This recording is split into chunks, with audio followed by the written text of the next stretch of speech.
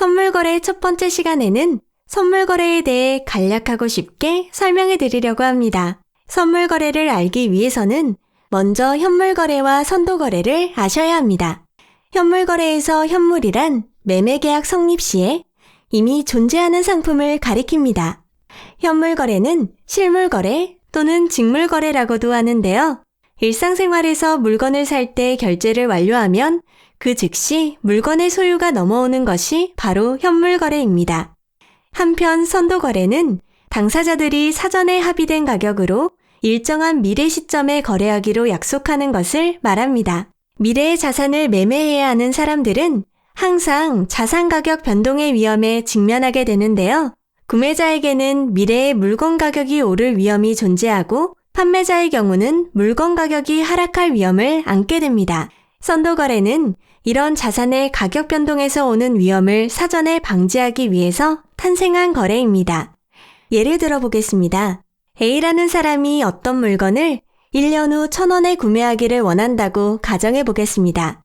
A는 1년 후 이 물건의 가격이 1,000원보다 오를 가능성에 대비하여 물건을 파는 B씨와 1,000원의 선도 계약을 맺고 싶습니다. 이때 판매자 B씨가 1년 후 이 물건의 가격이 1,000원 미만으로 하락할 가능성이 있다고 생각하고 있다면 이 선도 계약은 1,000원의 성사가 되겠죠? 이렇게 미래의 물건 가격 움직임에 대한 기대가 서로 다른 두 사람이 만나면 선도 계약이 성립합니다. 예를 하나 더 들어볼까요?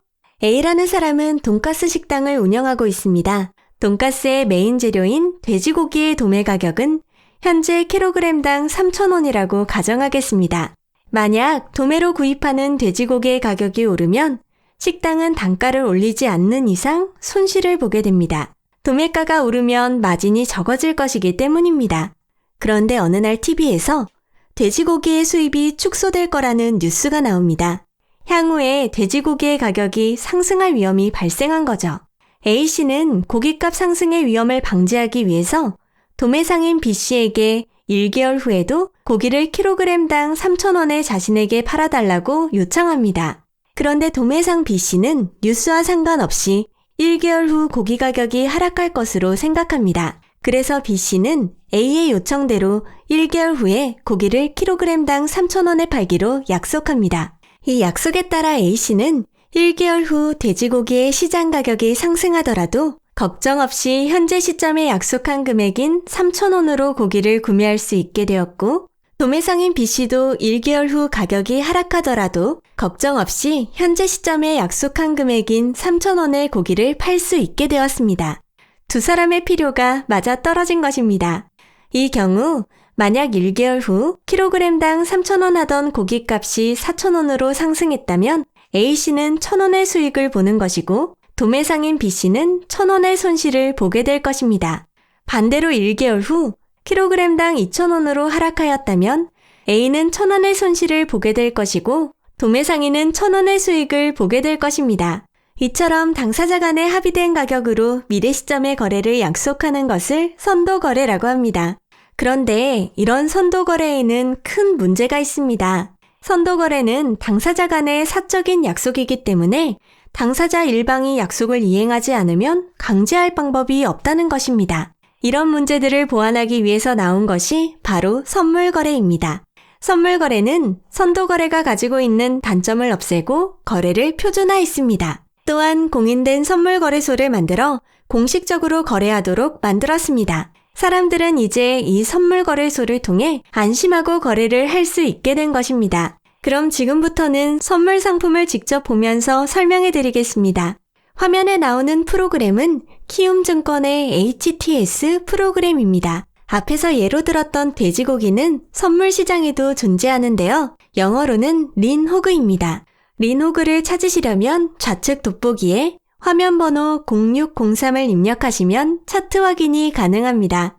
아니면 상단의 해외 선물 옵션을 클릭한 뒤 차트에 커서를 올리시면 종합 차트, 미니 차트, 멀티 차트, 비교 차트가 나오며 보기 편하신 걸로 차트를 확인할 수 있습니다. 차트에 들어간 후 돋보기를 눌러 농축산물의 린호그를 클릭하시면 해당 종목의 차트를 볼 수 있습니다. 차트로는 일, 주, 월, 년, 분 단위로 돈육의 가격의 변동성을 확인할 수 있습니다.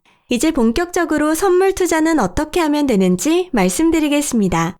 첫 번째, 선물 투자를 하기 위해서는 먼저 자신의 포지션을 결정하셔야 하는데요.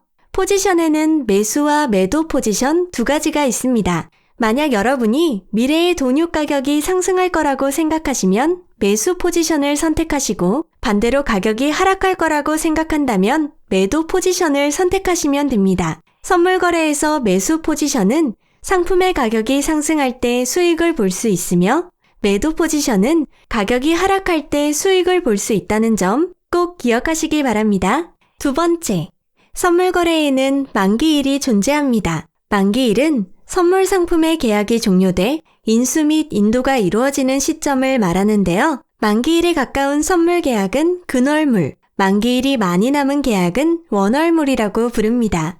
화면에서 종목명 옆을 보시면 22.10이라는 숫자가 있는데요. 이것이 바로 만기일입니다.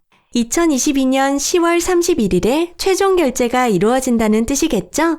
선물 거래는 만기일의 종가와 자신이 약정했던 가격을 비교해서 차익만큼만 결제가 이루어집니다. 돈육을 거래했다고 만기일에 고기가 집으로 배달되는 것은 아니라는 점 꼭 기억하시고요. 세 번째, 선물 거래를 하다 보면 틱이라는 단어가 많이 나옵니다. 화면을 보시면 해외 선물 호가창 중앙에 숫자들이 있는데요. 이게 현재가를 기준으로 한 칸씩 움직이는 걸 한 틱이라고 부릅니다. 예를 들어 95.750에서 두 칸 위로 올라갔다면 이 틱이 상승한 거고요. 반대로 두 칸 밑으로 떨어졌다면 이 틱이 하락한 것입니다. 참고로 돈육의 틱 사이즈는 0.025로 한 틱당 0.025씩 상승과 하락을 하게 됩니다. 그럼 한 틱의 가치는 얼마일까요? 키움의 경우 호가창 우측 하단에 해당 상품의 정보가 있는데요. 만기일, 거래통화, 증거금, 틱 가치, 틱 사이즈가 차례로 보입니다. 그럼 돈육의 틱 가치를 한번 볼까요? 네, 보시는 것처럼 돈육의 틱 가치는 10달러로 현재 기준 약 13,500원 정도네요. 증거금은 증권사마다 약간의 차이가 있지만 틱의 가치는 선물거래소에서 정하기 때문에 모든 증권사가 동일합니다. 여러분께서 돈육 선물 거래를 통해 10틱의 수익을 보셨다면 13만 5천 원을, 100틱의 수익을 보셨다면 135만 원을 버시게 되는 건데요. 만약 여러분께서 95.750의 매수 포지션으로 진입하여 만기일에 100으로 마감했다면 총 170틱이 상승하여 그 차액인 한화 약 230만 원의 수익을 보게 되실 겁니다. 다음으로 선물 거래에서 아주 중요한 청산에 대해 설명해 드리겠습니다. 선물 거래는 꼭 만기일까지 기다릴 필요가 없이 만기일이 되기 전에 자신의 포지션을 없앨 수 있습니다. 바로 이 과정을 중간 청산이라고 하는데요. 중간 청산은 예상되는 손실을 줄일 수 있는 아주 중요한 방법입니다. 예를 들어 여러분께서 어떤 상품의 가격 상승을 예상해 매수 포지션을 진입했다고 해보겠습니다. 그런데 매수 이후 상품의 가치가 점점 떨어져 손실이 발생하기 시작하고 시간이 지날수록 손실이 더욱 커질 거라고 예상하신다면 더 이상의 손실을 막아야 할 것입니다. 바로 이때 현재 보유하고 있는 포지션을 중도에 청산하면 손실을 줄일 수 있는 겁니다. 청산은 시장가 청산, 지정가 청산으로 현재 보유하고 있는 포지션에서 반대 포지션을 취하여 청산할 수 있습니다. 마지막으로 선물 거래의 상품은 매우 다양한데요. 통화, 금리, 지수, 금속, 에너지, 농축산물 분야에 매우 다양한 종목의 다양한 상품들이 존재하니까 상품에 대한 정보를 가지고 있거나 특별히 관심이 있는 상품에 투자하시면 되겠습니다. 지금까지 선물 거래에 대해 간략하게 설명해 드렸는데요. 어떠셨나요? 도움이 좀 되셨나요? 다음 시간부터는 해외 선물 용어, 증권사, 레버리지, 대여업체 등 하나씩 자세하게 알아보도록 하겠습니다. 좋아요와 구독 버튼 부탁드리고요. 다음 시간에 다시 뵙겠습니다. 감사합니다.